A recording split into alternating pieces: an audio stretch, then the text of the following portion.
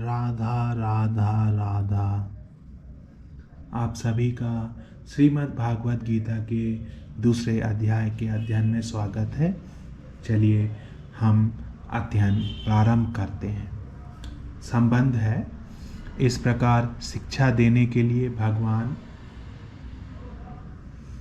भगवान से प्रार्थना करके अब अर्जुन उस प्रार्थना का हेतु बतलाते हुए अपने विचारों को प्रकट करते हैं।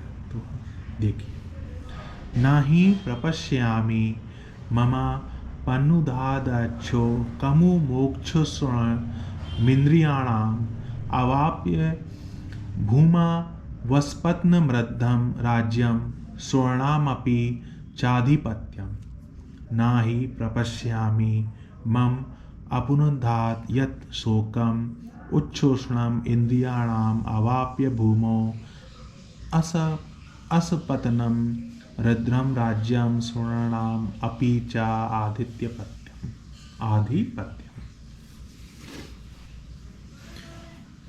ही क्योंकि भूमि में अस्पतनम निष्कटंक रुद्रम धन धान्य संपन्न राज्यम राज्य को च और सुराणाम देवताओं के आधिपत्यम स्वामीपने को अवाप्य प्राप्त होकर अपि भी मैं तत् उस उपाय को नहीं प्रपश्यामि देखता हूँ यत जो मम मेरी इंद्रियाणाम इंद्रियों के उच्छोषणम सुखाने वाले शोक को अपनुधात दूर कर सके।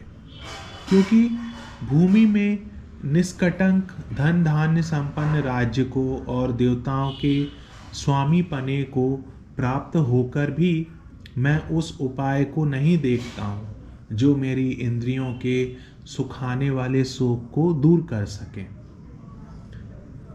प्रश्न है, इस श्लोक में अर्जुन के कथन का क्या भाव है?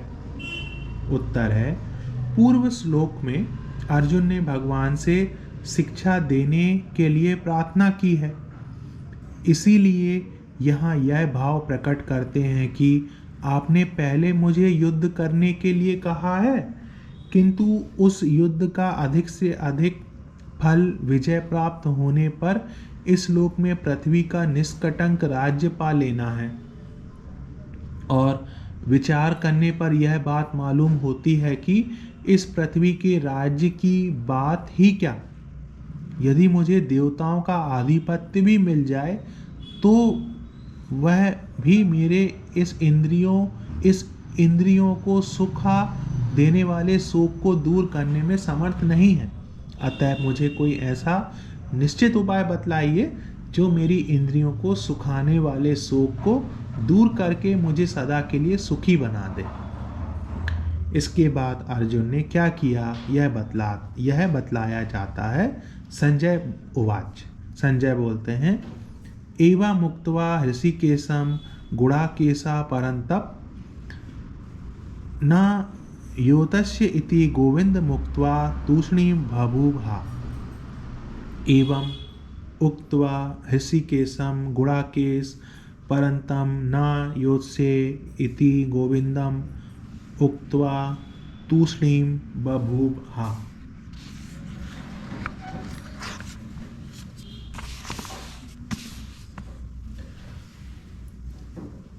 परंतप हे राजन, गुडाकेशा निद्रा को जीतने वाले अर्जुन हृषिकेशम अंतर्यामी श्री कृष्ण महाराज के प्रति एवं इस प्रकार उक्त्वा कहकर फिर गोविंदम श्री गोविंद भगवान से न योत्स्य युद्ध नहीं करूँगा इति यह स्पष्ट उक्त्वा कहकर तूष्णीम चुप बभूव हो गए। संजय बोले, हे राजन, निद्रा को जीतने वाले अर्जुन अंतर्यामी श्री कृष्ण महाराज के प्रति इस प्रकार कहकर फिर श्री गोविंद भगवान से युद्ध नहीं करूंगा यह स्पष्ट कहकर चुप हो गए। इस श्लोक का क्या अभिप्राय है? इस श्लोक का अभिप्राय है इस श्लोक में संजय ने धृतराष्ट्र से यह कहा है कि उपर्युक्त प्रकार से भगवान के शरण होकर शिक्षा देने के लिए उनसे प्रार्थना करके और अपने विचार प्रकट करके अर्जुन यह कहकर कि मैं युद्ध नहीं करूंगा चुप हो गए। गोविंद शब्द का क्या अर्थ है? उत्तर है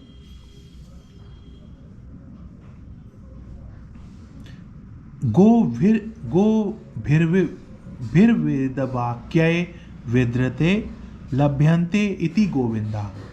इस व्युत्पत्ति के अनुसार वेदवाणी के द्वारा भगवान के स्वरूप की उपलब्धि होती है, इसीलिए उनका नाम गोविंद है। गीता में भी कहा है वेदस्य सवैर्हमेव वेदः, संपूर्ण वेदों के द्वारा जानने योग्य मैं ही हूं। संबंध। इस प्रकार अर्जुन के चुप हो जाने पर भगवान श्री कृष्ण ने क्या किया, इस जिज्ञासा पर संजय कहते हैं तमुवाच ऋषिकेशः प्रहसन्य भारत सेनायोरुभयोर्मध्ये विषीदन्तमिदं वचः। तम उवाच ऋषिकेशः प्रहसन् एव भारत सेनयोः उभयोः मध्ये विषीदन्तम् इदं वचः। भारत, हे भारतवंशी धृतराष्ट्र, ऋषिकेशा अंतर्यामी श्री कृष्ण महाराज, उभयों दोनों, सेनियों सेनाओं के मध्य बीच में, विषीदंतम शोक करते हुए, तम उस अर्जुन को, प्रहसन एवं हंसते हुए से, इदम यह वचा वचन, उवाच बोले। हे भारतवंशी धृतराष्ट्र, अंतर्यामी श्री कृष्ण महाराज दोनों सेनाओं के बीच में शोक करते हुए उस अर्जुन को हंसते हुए से यह वचन बोले। प्रश्न है उभयो सेनियों मध्य विषीदंतम विशेषण के सहित तम पद के प्रयोग का क्या भाव है? इससे संजय ने यह भाव दिखलाया है कि जिन अर्जुन ने पहले बड़े साहस के साथ अपनी रथ को दोनों सेनाओं के बीच में खड़ा करने के लिए भगवान से कहा था, वे ही अब दोनों सेनाओं में स्थित स्वजन समुदाय को देखते ही मोह के कारण व्याकुल हो रहे हैं। उन्हीं अर्जुन से भगवान कहने लगे। प्रश्न है हंसते हुए से यह वचन बोले, इस वाक्य का क्या भाव है? उत्तर है इस वाक्य से संजय इस बात का दिग्दर्शन कराते हैं कि भगवान ने क्या कहा और किस भाव से कहा। अभिप्राय यह है कि अर्जुन उपर्युक्त प्रकार से सूरवीरता प्रकट करने की जगह उल्टा विषाद कर रहे हैं तथा मेरे शरण होकर शिक्षा देने के लिए प्रार्थना करके मेरा निर्णय सुनने के पहले ही युद्ध न करने की घोषणा भी कर देते हैं। यह इनकी कैसी गलती है? इस भाव से मनी मन हंसते हुए भगवान, जिनका वर्णन आगे किया जाता है, वे वचन बोले। संबंध है उपयुक्त प्रकार से चिंतामग्न अर्जुन ने जब भगवान के शरण होकर अपने महान शोक की निवृत्ति का उपाय पूछा और यह कहा कि इस लोक और परलोक का राज्य सुख इस शोक की निवृत्ति का उपाय नहीं है, तब अर्जुन को अधिकारी समझकर उसके शोक और मोह को सदा के लिए नष्ट करने के उद्देश्य से भगवान पहले नित्य और अनित्य वस्तु के विवेचन पूर्वक सांख्य योग की दृष्टि से भी युद्ध करना कर्तव्य है, ऐसा प्रतिपादन करते हुए सांख्य निष्ठा का वर्णन करते हैं। श्री भगवान उवाच आशोच्यानन्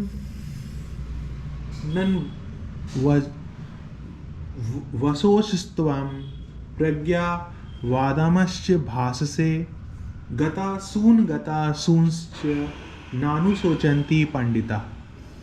अशोच्यान् अन्वशोचः त्वं प्रज्ञावादान् च भाससे गतासून् अगतासून् च न अनुशोचन्ति पंडिताः। त्वं परंतु अशोच्यान ना शोक करने योग्य मनुष्यों के लिए अनवशोच शोक करता है।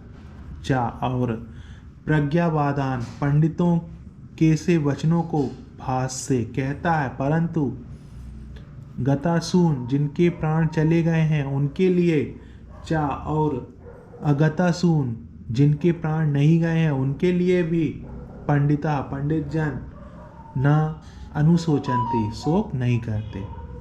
श्री भगवान बोले, हे अर्जुन,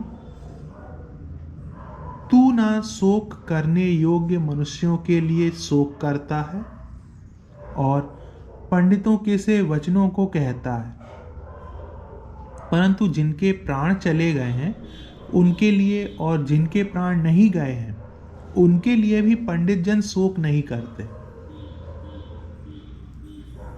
प्रश्न है, अर्जुन के कौन से वचनों को लक्ष्य करके भगवान ने यह बात कही है?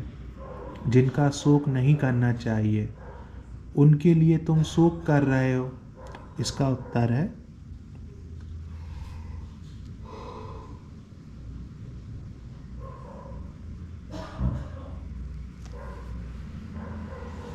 दोनों सेनाओं में अपने चाचा, ताऊ, बंधु बांधव और आचार्य आदि को देखते ही उनके नाश की आशंका से विषाद करते हुए अर्जुन ने जो प्रथम अध्याय के 28वें, 19वें और 30वें श्लोकों में अपनी स्थिति का वर्णन किया है,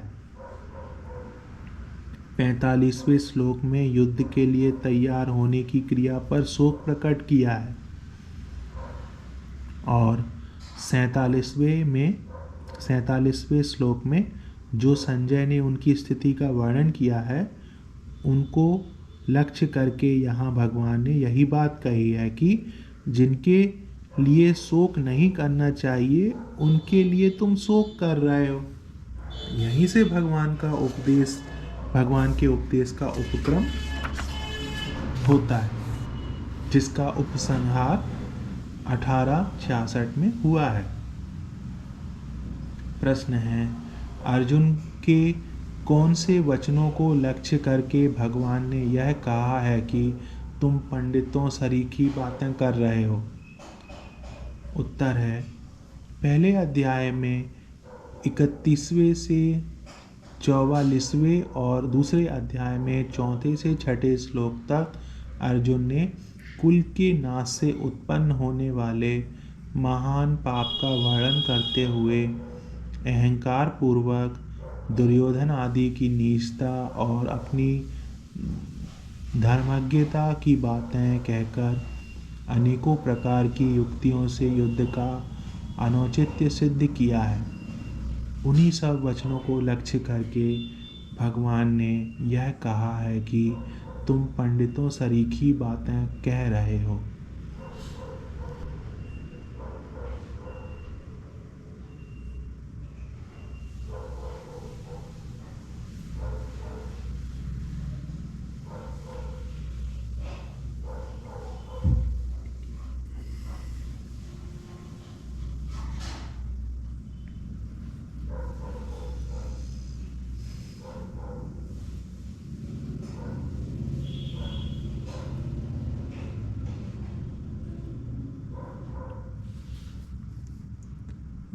भक्तजनों, आज के इस अंक में हम श्रीमद् भागवत गीता के अध्ययन को यहीं विश्राम देते हैं।